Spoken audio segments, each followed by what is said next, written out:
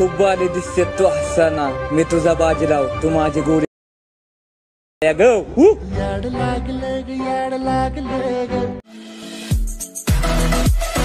खूप बाली दिसते तू हसताना, मी तुझा बाजीराव तू माझी गोरी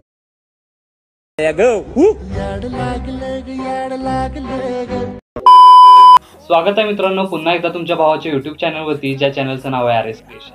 तर आजचा व्हिडिओ एकदम खास आणि जबरदस्त झालेला आहे मित्रांनो.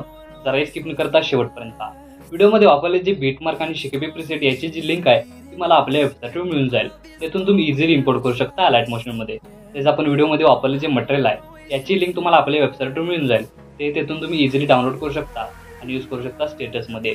तर चॅनलला नवीन असेल तर चॅनलला सबस्क्राईब करा आणि बेल आयकॉन ऑलवर सेट करा. तर तुमचा जराही न वेळ घालवता व्हिडिओला सुरुवात करूया.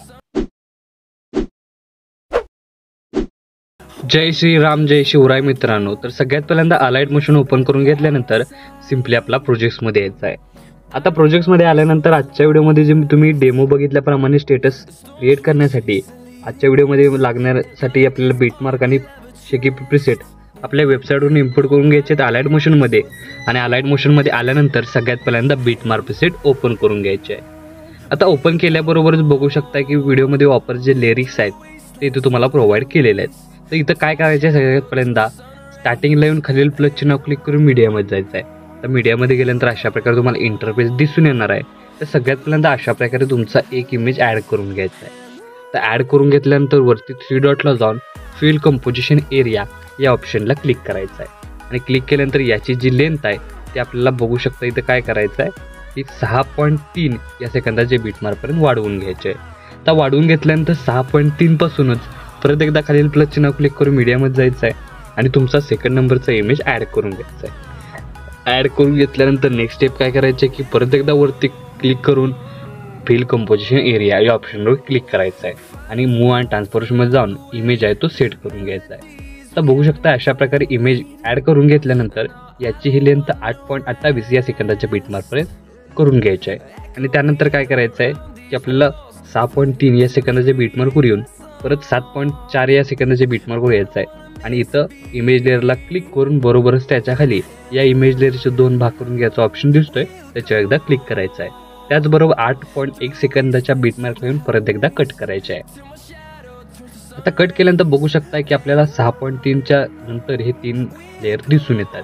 आता नेक्स्ट स्टेप काय करायचं आहे की हे 4ही इमेज लेअर लॉंग प्रेस करून अशा प्रकारे बॅकग्राऊंडला म्हणजे ह्या ज्या लेअरिक्स आहेत त्याच्या बॅकग्राऊंडला घेऊन यायचे. म्हणजे प्रॉपर इमेजवरती आपले ज्या लेअरिक्स आहेत ते प्रॉपर दिसून येणार आहेत. त्यानंतर हेही 3ही इमेज आपल्याला लॉंग प्रेस करून इथं बॅकग्राऊंडला घेऊन यायचं आहे. बॅकग्राऊंडला घेऊन आलं तर बॅकग्राऊंडला म्हणजे इथं आपल्याला काय करायचं आहे इथंही आपण आलेलं तरी चालेल, पूर्ण बॅकग्राऊंडला घेऊन नाही गेलं तरी चालणार आहे. अशा प्रकारे बघू शकता हे लेअर प्रॉपर तुम्हाला या इमेजवरती दिसून येत आहेत. दिसून आलं तर परत एकदा काय करायचं 6.3 या सेकंदाच्या बीटमार्कवर येऊन खालील प्लस चिन्ह क्लिक करून मीडियामध्ये जायचं आहे आणि मटेरियलमध्ये दिलेली जी ब्लॅक पेज आहे ती ॲड करून मूव्ह अँड ट्रान्सफॉर्मेशनमध्ये जाऊन रोटेट ऑप्शन सेकंड नंबरचा आपल्याला काय करायचं -180 डिग्री रोटेट करायचा आहे. आणि याची लेंथ शेवटपर्यंत वाढवून हा PNG आहे तो लॉंग प्रेस करून बॅकग्राऊंडला म्हणजे इमेज लेअरवरती घेऊन यायचा आहे. इमेज लेअरवरती घेऊन आल्यानंतर बघू शकता प्रॉपर तुम्हाला इथं लेअरिक्स आहेत ते दिसून येतील. त्यानंतर PNG आहे ती सेट करायची आहे आणि सेट झाल्यानंतर बघू शकता की याचा स्टार्टिंगपासून ओव्हरऑल लुक तुम्हाला अशा प्रकारे दिसून येणार आहे. आता इमेज लेअरला आपल्याला काय करायचं इफेक्ट द्यायचा आहे. त्यासाठी सगळ्यात पहिल्यांदा जो इमेज आपण ॲड केलेला आहे त्याला आपण मूव्ह ॲनिमेशन द्यायचं आहे. त्यासाठी काय करायचं आहे की आपण सगळ्यात पहिल्यांदा मूव्ह अँड ट्रान्सफॉर्मेशनमध्ये जाऊन सगळ्यात शेवट म्हणजे तिथं काय करायचं आहे 6.3 या सेकंदाच्या बीटमार्कवर येऊन इथं आपल्याला काय करायचं आहे इमेज आहे थोडंसं पुढे घ्यायचं आहे. इमेज आहे तो तुम्हाला तुमच्या हिशोबाने अशा प्रकारे एका साईडला स्क्रोल करत घ्यायचं आहे. स्क्रोल करत घेतल्यानंतर इथं आपल्याला 6.3 या सेकंदाच्या बीटमार्कला प्लस की द्यायचा आहे. आता बघू शकता इथं प्लस की दिल्यानंतर आपल्याला परत एकदा स्टार्टिंगला येऊन प्लस की देऊन आपला इमेज आहे तो अशा प्रकारे स्क्रोल करत घ्यायचा. जेवढा तुम्हाला हवा आहे तेवढा अशा प्रकारे स्क्रोल करत घ्यायचा. बघू शकता अशा प्रकारे मी एवढा घेतला आहे. एवढा घेतल्यानंतर बघू शकता की अशा प्रकारे याला मूव्ह ॲनिमेशन आहे ते येऊन जाणार आहे. बघू शकता अशा प्रकारे प्रॉपर तुम्हाला लुक दिसून येणार आहे. तर मूव्ह ॲनिमेशन हे तुम्ही कोणत्याही साईडहून किंवा कोणत्याही अँगलवरून देऊ शकता. तर आपण अशा प्रकारे इथं दिलेलं आहे. तर याचा ओव्हरऑल लुक तुम्हाला अशा प्रकारे दिसून येणार आहे. तर नेक्स्ट स्टेप काय करायचे आहे की ॲनिमेशन झालेलं आहे, ब्लॅक PNG ॲड झालेली आहे. आता प्रत्येक इमेज लेअरला आपल्याला इफेक्ट द्यायचा आहे. हा जो एक लॉंग लेअर आणि हे 3 शॉर्ट लेअर, अशा 4 लेअरला इफेक्ट द्यायचा आहे. त्यासाठी इथून बॅक निघून आपल्याला शेकी प्रेस ओपन करून हे जे 3 इफेक्ट आहेत, तर सगळ्यात पहिल्यांदा फर्स्ट इफेक्ट आहे तो इंदूर आपल्याला कॉपी करून घ्यायचा आहे. कॉपी करून घेतल्यानंतर मेन प्रोजेक्टला येऊन पहिल्या लेअरला इथं आपल्याला तो पेस्ट करायचा आहे. स्क्रोल इफेक्ट आणि हा इफेक्ट प्लस इथं तुम्हाला याचं कॉम्बिनेशन युनिक असं दिसून येणार आहे.